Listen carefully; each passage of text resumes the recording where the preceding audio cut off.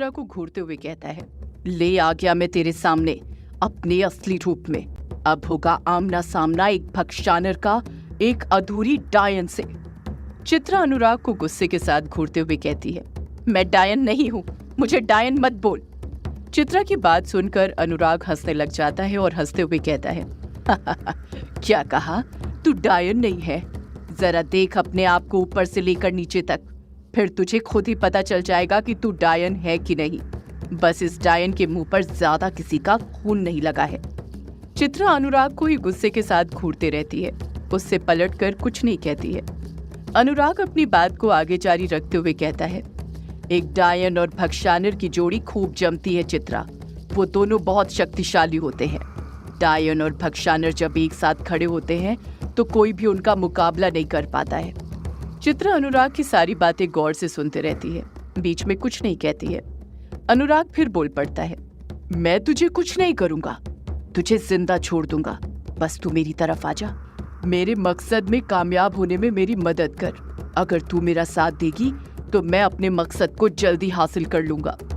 चित्रा गुस्से के साथ पलटकर अनुराग से कहती है, मैं तेरा साथ कभी नहीं दूंगी भक्षानर, और ना ही मैं तुझे कभी तेरे मकसद में कामयाब होने दूंगी।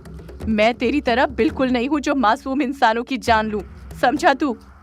अनुराग हंसते हुए चित्रा से कहता है, अपने मकसद में मैं कामयाब तो होकर रहूंगा, कोई भी मुझे मेरे मकसद में कामयाब होने से नहीं रोक सकता है, फिर चाहे उसमें तू मेरा साथ दे या ना दे। चित्रा फिर खामोश खड़ी रहती है, कुछ नहीं कहती है। अगले ही पल अनुराग अपना हाथ आगे बढ़ाते हुए चित्रा से कहता है, ला चित्रा, वो मुझे दे दे। चित्रा अनजान बनते हुए कहती है, क्या चाहिए तुझे? अनुराग शातिर मुस्कान के साथ कहता है, वही जो तेरे पास है। चित्रा ना में अपना सिर हिलाते हुए कहती है, मेरे पास कुछ भी नहीं है। अनुराग फिर बोल पड़ता है, मुझे पता है वो तेरे पास ही है, मुझसे कुछ नहीं छुपा है। अनुराग चित्रा पर दबाव बनाते हुए कहता है, मैंने कहा चित्रा वो मुझे दे दे। चित्रा अनुराग की आवाज से बिल्कुल नहीं डरती है और उसी लहजे में पलटकर कहती है, क्या दे दे, क्या चाहिए तुझे भक्षानर? अनुराग चित्रा को एकटक देखते हुए कहता है, वही जो तेरी चोटी के पीछे लटक रहा है, मुझे वो हीरा चाहिए, ला मुझे वो हीरा दे दे। अगले ही पल चित्रा अपनी चोटी को तुरंत आगे करती है और उस हरे हीरे को अपने दोनों हाथों में थामते हुए बोलती है, बिल्कुल नहीं, मैं तुझे ये हीरा कभी नहीं दूंगी। अनुराग पलट कर कहता है, वो हीरा तू खुद मुझे अपने हाथों से देगी चित्रा, और आज ही देगी। चित्रा उसी लहजे में पलट कर कहती है, बिल्कुल नहीं भक्षानर, ऐसा कभी नहीं होगा। मुझे माँ ने बचपन में बताया था, डायन वंशी हीरे की शक्तियाँ हमेशा उसी का हुक्म मानती है जो उसका मालिक होता है। इस हीरे के ऊपर का डायन वंशी रक्षा कवच मैंने तोड़ा है, तो अब इसके ऊपर मेरा हक है, इसकी शक्तियाँ मेरी बात मानेंगी। तू इसे मुझसे नहीं छीन सकता। अगर तूने इस हीरे को मुझसे छीना तो इसकी शक्तियाँ कभी तेरा हुक्म नहीं मानेगी। अनुराग चित्रा को घूरते हुए कहता है, तुझसे हीरा नहीं छीन सकता, तभी तो मैं तुझसे मांग रहा हूँ, वरना अब तक मैं तुझसे इतनी बहस नहीं कर रहा होता। मैं कब का तुझे मारकर तुझसे ये हीरा ले चुका होता। चित्रा चुप खड़ी रहती है, पलटकर कुछ नहीं कहती है।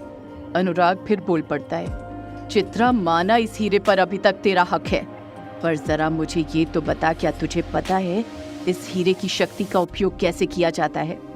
अनुराग की बात सुनकर चित्रा घबरा जाती है, क्योंकि उसे सच में नहीं पता था कि हरे हीरे की शक्ति का प्रयोग कैसे करना था। वो तो इसी बात से ज्यादा घबराई हुई थी कि अनुराग को कैसे पता चल गया था कि उसे हीरे की शक्ति यूज करना नहीं आती है।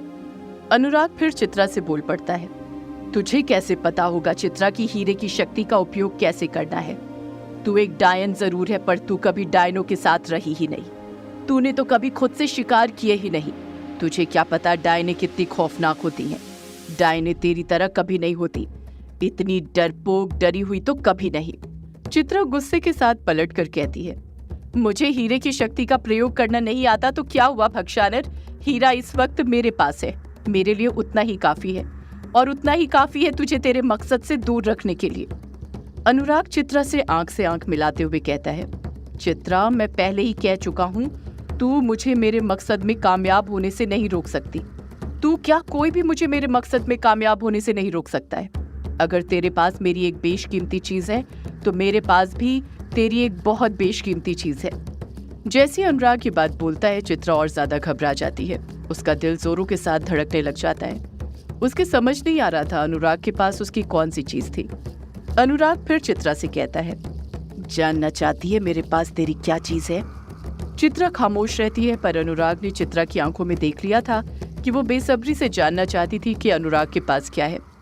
अनुराग चित्रा से कहता है, मेरे पास तेरा पति है चित्रा, वो पति जो कभी तेरी जिंदगी था।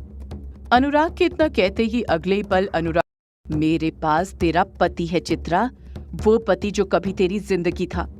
अनुराग के इतना कहते ही अगले ही पल अनुराग की आंखें नॉर्मल होने लग जाती हैं। उसके हाथों के निशान चमकना बंद हो जाते हैं। उसके शरीर के आसपास से जो धुआं निकल रहा था वो निकलना बंद हो जाता है। अनुराग रोते हुए चित्रा से कहता है, मुझे बचा लो चित्रा, ये भक्षानर मुझे मार डालेगा। मैं जीना चाहता हूँ तुम्हारे और युग के साथ। ये कहानियां मेरी जिंदगी नहीं है, तुम हो मेरी जिंदगी, तुम हो मेरा परिवार। जब चित्रा अनुराग की ये रोती हुई आवाज सुनती है तो एक पल के लिए तो उसका मन भी भर आता है। उसे अनुराग की आंखों में अपने लिए प्यार नजर आने लग जाता है, वही प्यार जो कॉलेज के वक्त में उसकी नजरों में होता था। पर अगले ही पल उसे ख्याल आता है कि उसका अनुराग बहुत पहले ही मर चुका था। इस वक्त उसके सामने जो था वो बस अनुराग के भेष में भक्षानर था। चित्रा अनुराग से आंख मिलाते हुए बड़े तीखे लहजे के साथ कहती है, ये नाटक तू किसी और के सामने करना भक्षानर, मैं तेरे जाल में नहीं फंसने वाली हूँ। इसी तरह तूने यक्षिणी को अपने जाल में फंसाया था ना, और उसे कैद कर लिया था। पर मैं यक्षिणी नहीं हूँ, चित्रा हूँ चित्रा। मैं अनुराग के प्यार में उतनी भी पागल नहीं हूँ जितनी कि अनुराग के पास क्या है। अनुराग चित्रा से कहता है, मेरे पास तेरा पति है चित्रा, वो पति जो कभी तेरी जिंदगी था। अनुराग के इतना कहते ही अगले ही पल अनुराग की आंखें नॉर्मल होने लग जाती हैं। उसके हाथों के निशान चमकना बंद हो जाते हैं। उसके शरीर के आसपास से जो धुआं निकल रहा था वो निकलना बंद हो जाता है। अनुराग रोते हुए चित्रा से कहता है, मुझे बचा लो चित्रा, ये भक्षानर मुझे मार डालेगा। मैं जीना चाहता हूँ तुम्हारे और युग के साथ। ये कहानियां मेरी जिंदगी नहीं है, तुम हो मेरी जिंदगी, तुम हो मेरा परिवार। जब चित्रा अनुराग की ये रोती हुई आवाज सुनती है तो एक पल के लिए तो उसका मन भी भर आता है। उसे अनुराग की आंखों में अपने लिए प्यार नजर आने लग जाता है, वही प्यार जो कॉलेज के वक्त में उसकी नजरों में होता था। पर अगले ही पल उसे ख्याल आता है कि उसका अनुराग बहुत पहले ही मर चुका था। इस वक्त उसके सामने जो था वो बस अनुराग के भेष में भक्षानर था। चित्रा अनुराग से आंख मिलाते हुए बड़े तीखे लहजे के साथ कहती है, ये नाटक तू किसी और के सामने करना भक्षानर, मैं तेरे जाल में नहीं फंसने वाली हूँ। इसी तरह तूने यक्षिणी को अपने जाल में फंसाया था ना, और उसे कैद कर लिया था। पर मैं यक्षिणी नहीं हूँ, चित्रा हूँ चित्रा। मैं अनुराग के प्यार में उतनी भी पागल नहीं हूँ जितनी यक्षिणी थी। एक और बात, तूने अनुराग का शरीर तो ले लिया, पर तू कभी उसकी तरह बन नहीं पाया। अनुराग के लिए उसकी कहानियों से ज्यादा जरूरी कोई नहीं था, मैं भी नहीं। उसकी कहानियां ही उसकी जिंदगी थी। चित्रा की ये बात सुनकर अनुराग गुस्से से भर आता है। उसकी आंखें और हाथ का निशान फिर पीले रंग में चमकने लग जाता है। उसके अंदर का भक्षानर जागृत होने लग जाता है। उसके शरीर के अंदर से फिर से काला धुआं निकलने लग जाता है। अनुराग ने चित्रा को उसी के तीखे लहजे में पलटकर जवाब देते हुए कहता है, सही कहा तूने चित्रा, अनुराग के लिए उसकी कहानियां ही उसकी जिंदगी थी। तू उसकी जिंदगी कैसे हो सकती थी? तेरे अंदर रखा ही क्या है? तेरे बदन में वो बात कहाँ है जो यक्षिणी के बदन में है? वो तो यक्षिणी का दीवाना था, उससे प्यार करता था, तभी उसकी तड़प में वो यहाँ पर आ गया, अपनी मौत के पास। चित्रा पलट कर कहती है, यक्षिणी की तड़प अनुराग को यहाँ पर लेकर नहीं आई थी भक्षानर, उसकी नियति उसे यहाँ पर लेकर आई थी। नियति में जो लिखा रहता है उसे कोई भी नहीं बदल सकता, हम भी नहीं। भक्षानर झट से चित्रा से कहता है, और क्या लिखा है नियति में चित्रा? चित्रा गुस्से के साथ कहती है, तेरा अंत भक्षानर, तेरा अंत लिखा है नियति में। अनुराग हंसते हुए कहता है, अंत तो लिखा है चित्रा, पर मेरा नहीं बल्कि तेरी बेशकीमती चीज का। आज तेरी बेशकीमती चीज का अंत होगा। जानना चाहती है वो बेशकीमती चीज क्या है? चित्रा खामोश खड़ी रहती है। वो काफी डरी और घबराई हुई थी। अनुराग अपनी बात को आगे जारी रखते हुए कहता है, जरा ऊपर तो देख चित्रा, तेरी बेशकीमती चीज वहीं पर है। अनुराग की ये बात कहते ही चित्रा फुर्ती के साथ अपना सिर ऊपर करती है और जैसे ही वो ऊपर देखती है उसके पैरों तले जमीन खिसक जाती है। उसका पूरा बदन डर से कांपने लग जाता है। ग्रेवयार्ड कोठी की छत पर युग का बेड उल्टा टंगा हुआ था। युग बेड के बीच में बड़े आराम से सो रहा था और उसका बेड वहां पर लटक रहा था। बेड के आजू बाजू एक काले धुएं से बने 2 धागे थे, जिससे बेड वहां पर लटका हुआ था, जो कभी भी टूट सकता था। चित्रा रोते हुए कहती है, युग बेटा, ये तुमने मेरे युग के साथ क्या किया? नीचे उतारो उसे। अनुराग चित्रा को चुप रहने का इशारा करते हुए कहता है, शांत चित्रा, शांत, चिल्ला मत। युग तक तेरी आवाज नहीं जा सकती। वो बड़ी गहरी नींद में सो रहा है और मैं उसकी ये नींद इतनी गहरी कर सकता हूँ कि वो हमेशा हमेशा के लिए सोते रहेगा, कभी नहीं उठेगा। युग को इस हालत में देखकर चित्रा इतना ज्यादा घबरा गई थी कि पलटकर कुछ नहीं कह पा रही थी। अनुराग अपनी बात को आगे जारी रखते हुए कहता है, तूने अभी कहा था ना, नियति को कोई नहीं बदल सकता है, जो होना रहता है वो होकर ही रहता है। पर मैं नियति को बदल सकता हूँ, क्योंकि मैं अपनी नियति खुद लिखता हूँ और अपनी इस दुनिया में उस नियति को बदलने का दूसरों को भी मौका दे सकता हूँ। चित्रा युग की जान खतरे में देखकर बस रोते रहती है, कुछ नहीं कहती है। अनुराग फिर कहता है, मैं युग की नियति में उसकी मौत लिख चुका हूँ, वो भी ऊंचाई से गिरने की वजह से। पर तू चाहे तो उसकी ये नियति बदल सकती है, वो हीरा मुझे देकर। तू मुझे वो हीरा दे दे, मैं तुझे तेरा वो युग दे दूंगा। चित्रा के मन में तो आता है कि वो अगले ही पल हाँ बोल दे, क्योंकि युग की जान से बढ़कर उसके लिए दुनिया की कोई भी चीज नहीं थी। पर वो जानती थी कि भक्षानर उसे धोखा भी दे सकता है, इसलिए वो बड़े ही ताव से कहती है, मुझे पता है अगर मैंने तुझे ये हीरा दे भी दिया तब भी तू मेरे युग को मार देगा, उसे नहीं छोड़ेगा।